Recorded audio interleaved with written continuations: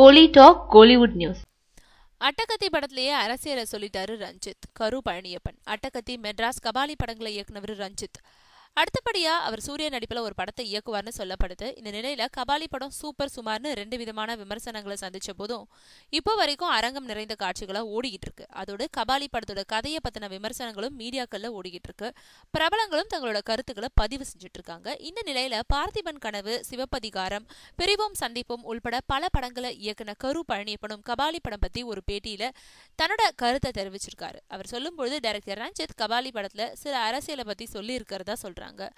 அதுக்கு காரணம் ரஜினி நடிச்சிருக்கிறதுனால தான். ஆனா அவர் தன்னோட முதல் படமான அட்டகத்திலே பல அரசியலை சொல்லியிருக்காரு. அந்த படம் சின்ன படம்ன்றதுனால போதுமான விளம்பரம் இல்லாம அது பேசப்படல. கபாலியில ரஜினி நடிச்சதால பேசப்படுது. ஆக இங்க எல்லா விஷயங்களையும் விளம்பரமா தான் எல்லாருமே பாக்குறாங்கன்னு சொல்லியிருக்காரு கரு பழனியப்பன்.